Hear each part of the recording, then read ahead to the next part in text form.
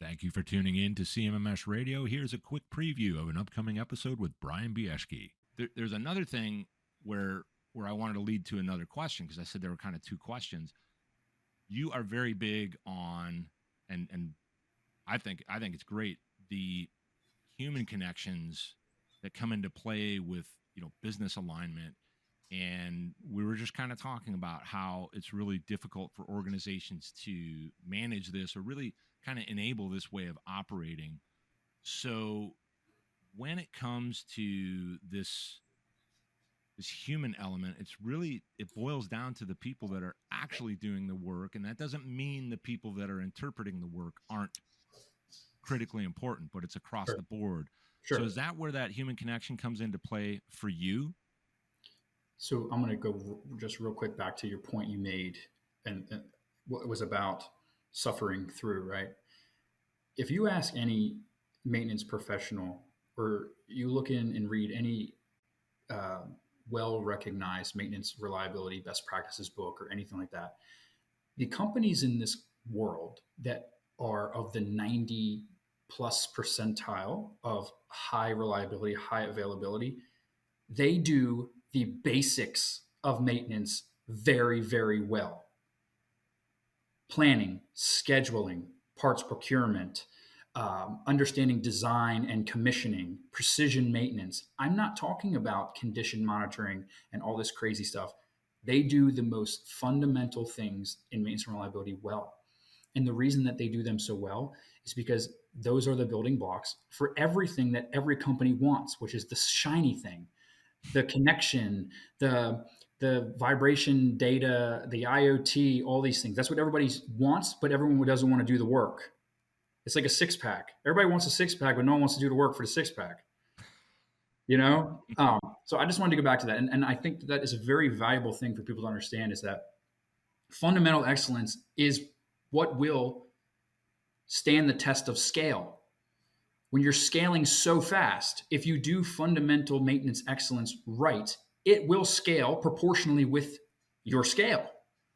If you don't do that well, then your ability to support the scale is not proportional, because you're trying to focus on the shiny thing that's not even ready to go for your scale. You need to have fundamental maintenance excellence. I'll stop there. Does that mean then that by doing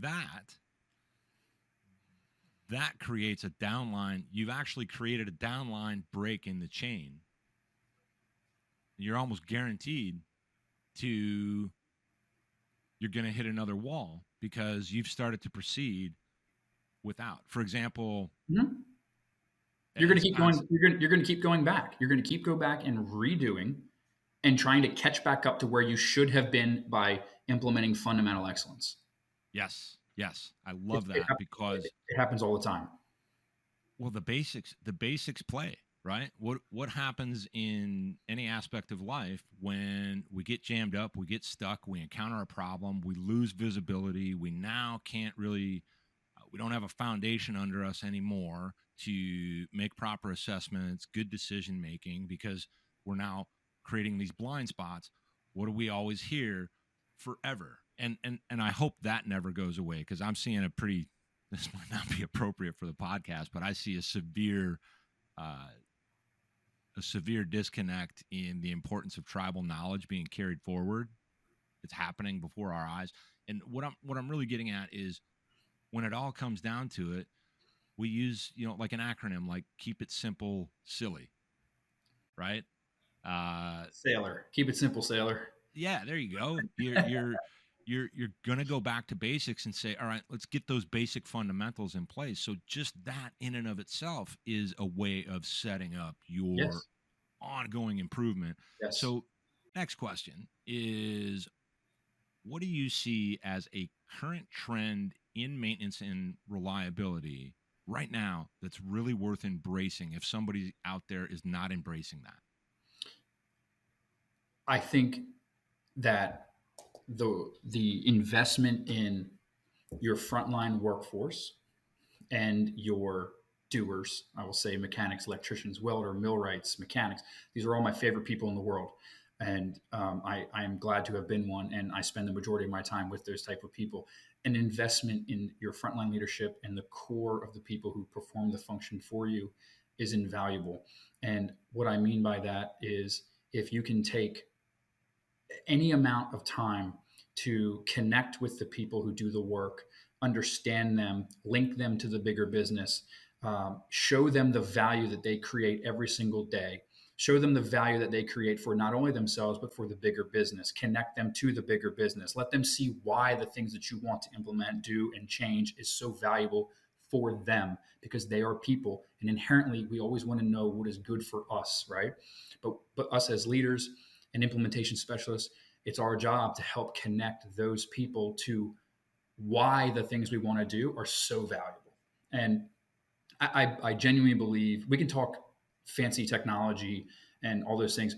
I will believe, and I will say this, and I don't care if anybody gets mad at me, that stuff doesn't mean anything if the people who are doing the work do not understand why those things are happening and where and why they are connected to that thing.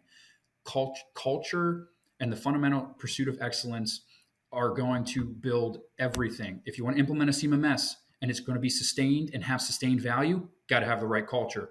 You want to put sensors on all of your pumps and measure vibration analysis or CTs or anything like that, the people interpreting the data or going around and doing their checks, their PDM checks, they have to understand why that's happening. That's culture. That's fundamental understanding. That's fundamental excellence.